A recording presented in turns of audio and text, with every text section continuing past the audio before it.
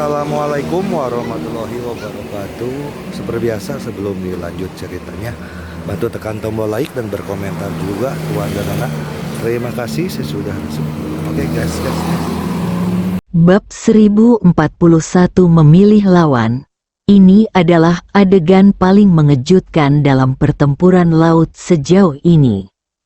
Tiga dewa utama aliansi baru, Paus Kaisi, Patriark yang bangkit, dan Ron, semuanya adalah tokoh besar yang mengguncang bumi yang kekuatannya termasuk yang teratas di dunia, dan Guru Li yang misterius bahkan lebih tak terduga.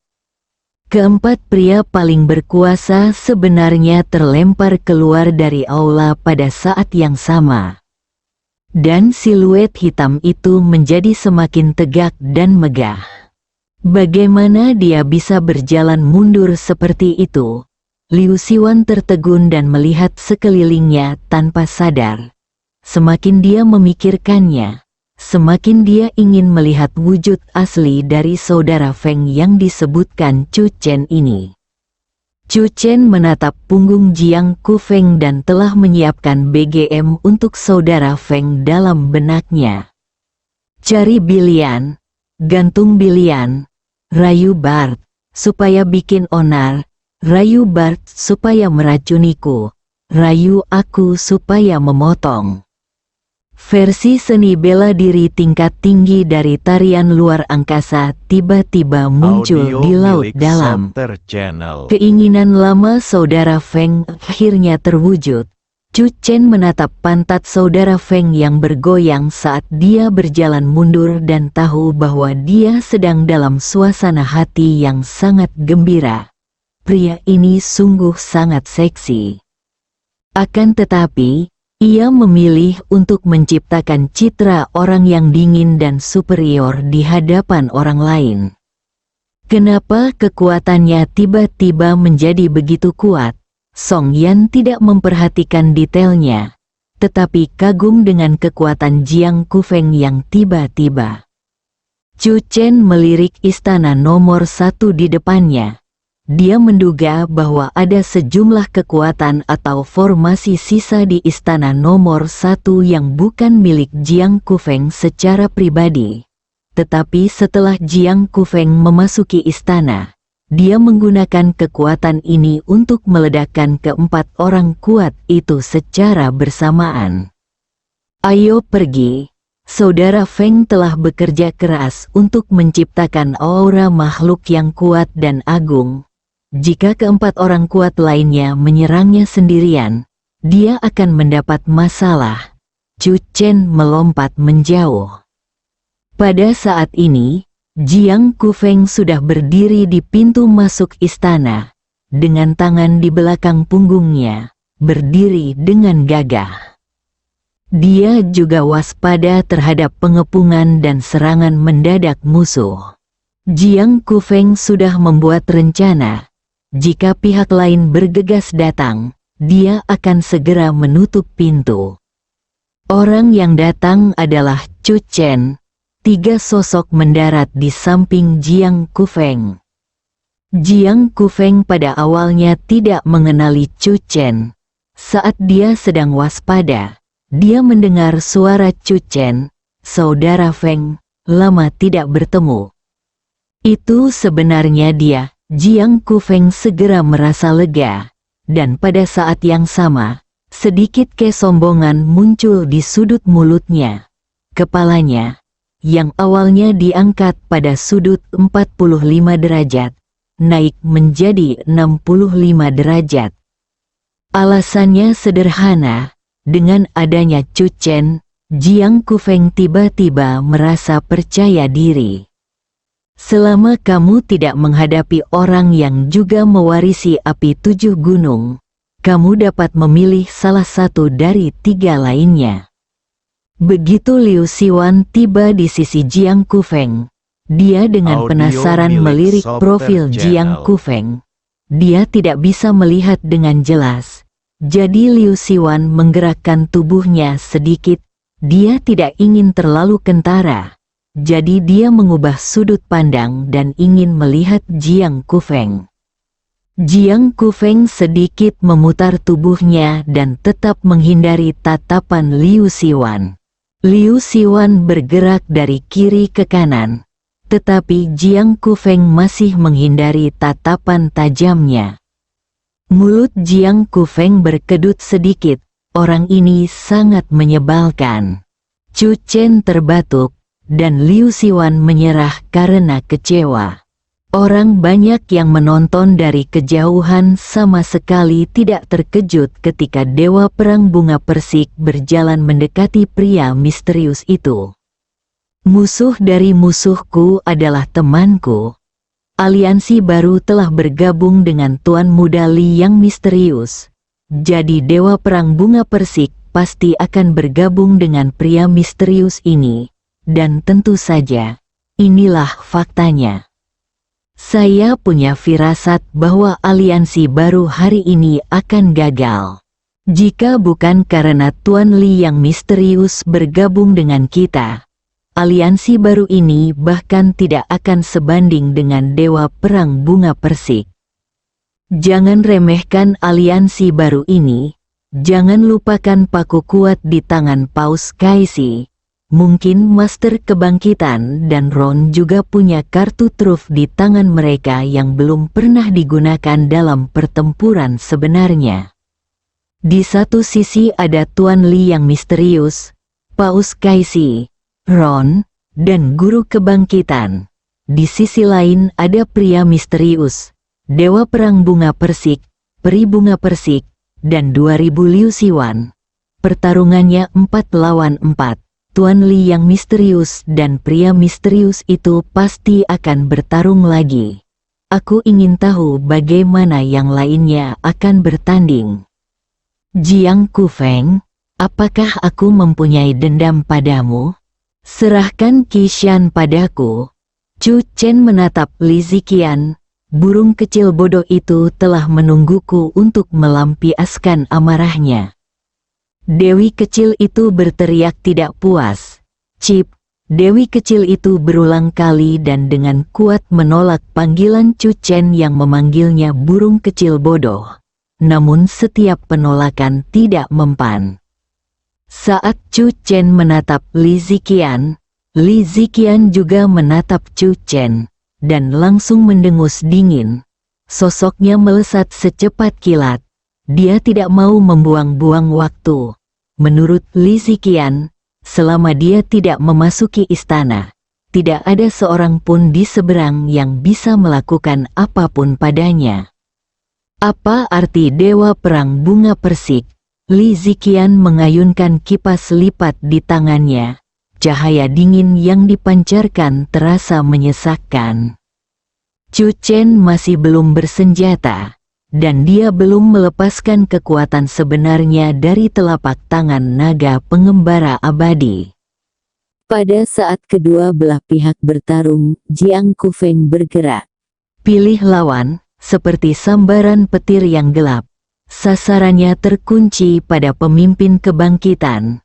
Dia agak tidak senang dengan jubah pemimpin kebangkitan, dan selalu merasa bahwa pihak lain meniru gaya jaket hitamnya.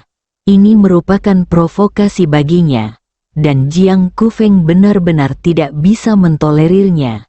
Jadi dia melambaikan telapak tangannya dan menekan kuat-kuat ke arah pemimpin kebangkitan. Pada saat ini, wajah pemimpin kebangkitan berubah hitam. Mengapa pria misterius ini datang kepadanya tanpa alasan? Lawan pria misterius itu jelas adalah Master Li. Dalam sekejap, pemimpin yang bangkit kembali mundur agak jauh dengan cara yang agak malu, menghindari serangan tajam Jiang Kufeng. Liu Siwan sangat gembira menemukan Paus Kaisi dan memberinya pengingat hangat. Kudengar ini adalah 2 paku suci terakhir dari Istana Kekaisaran. Jangan biarkan mereka benar-benar gagal menahan peti mati Paus tua itu. Wajah Paus Kaiser berubah hitam, dan tongkat kerajaan di tangannya meledak dengan kekuatan besar. Dia ingin membiarkan pria bermulut kasar ini merasakan kekuatan sebenarnya dari istana kekaisaran barat. Ledakan, pertempuran pecah secara tiba-tiba. Ron mengangkat sudut mulutnya sedikit dan melihat ke kejauhan. Ada sesosok yang anggun bagaikan peri yang turun ke dunia fana, halus dan tiada taraf. Hanya ada satu lawan yang tersisa. Dibandingkan dengan 3 lawan lainnya, menurut Ron, lawan ini adalah yang paling mudah dihadapi. Peri bunga persik, jangan salahkan aku karena bersikap kejam. Ron langsung merumuskan strategi pertempuran dalam benaknya. Dia ingin menangkap peri bunga persik hidup-hidup. Dalam situasi saat ini, mereka mungkin terjebak dalam kebuntuan kapan saja. Asal mereka bisa menangkap peri bunga persik, mereka akan yakin menjadi tak terkalahkan. Ron bergegas menuju peri bunga persik. Namun, pada saat ini, air laut tiba-tiba bergulung dan melonjak di dasar laut. Di bawah Ron, kolom air melesat ke langit. Hiu Ahdai tiba-tiba menyerbu ke arah Ron. Hampir di saat yang bersamaan, 3 raja binatang laut di alam transformasi ilahi dengan cepat mengepung dari segala arah. Bersama dengan Hiu Ahdai, ada 4 binatang buas. Wajah Ron menjadi pucat, hampir lupa tentang pasang surut binatang laut. Lawan terakhir yang tersisa bukanlah peri bunga persik, tetapi 4 raja binatang. Mata Ron menjadi gelap. Anda tidak memiliki prinsip moral. Bab 1042 kekuatan telapak tangan. Dia pikir dia telah meninggalkan sasaran empuk bagi dirinya sendiri. Tetapi dia tidak tahu bahwa dia harus menghadapi serangan gabungan dari keempat raja binatang buas. Untuk sesaat, Ron berada dalam situasi yang sangat memalukan. Para orang kuat berkumpul bersama, dan medan perang pecah dengan dahsyat di mana-mana. Kapal-kapal di kejauhan semua menyaksikan pemandangan ini dengan penuh kegembiraan. Mata mereka tertuju padanya. Kadang-kadang mereka memandang dewa perang bunga persik, kadang-kadang memandang Paus Kaisi, kadang-kadang memandang lelaki misterius berpakaian hitam, berharap melihat wujud aslinya, dan kadang-kadang memandang Ron yang sedang dipukuli oleh keempat raja binatang buas.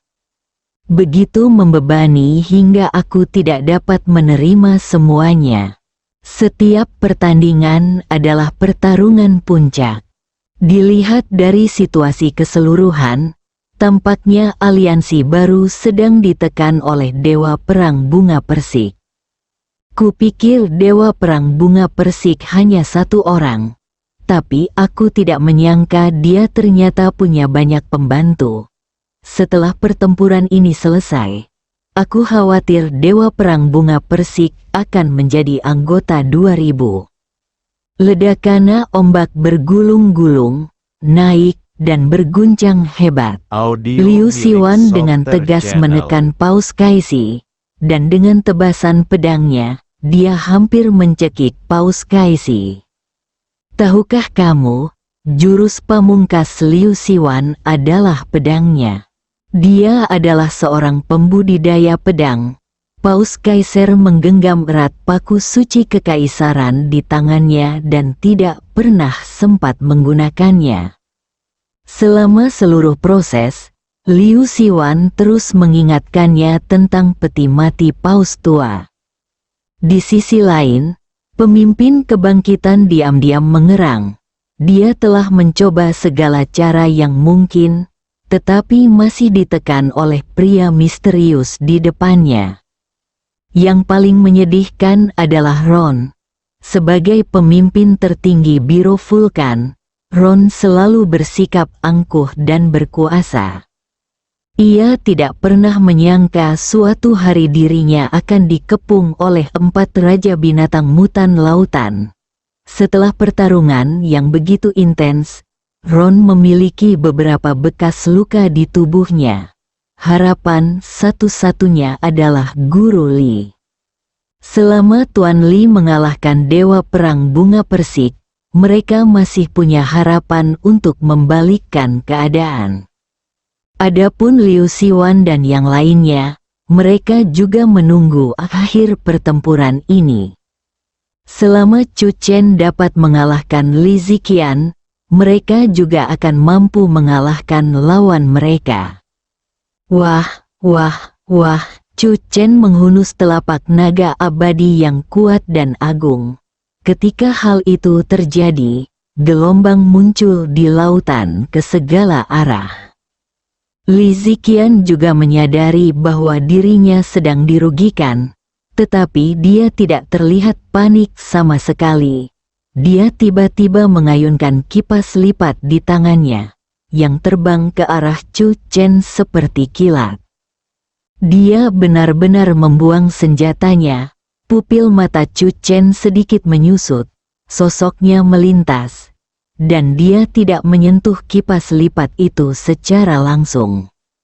Ledakan kipas lipat itu jatuh ke laut di kejauhan, menyebabkan gelombang besar. Cahaya yang sangat dingin melintas di mata Li Ziqian.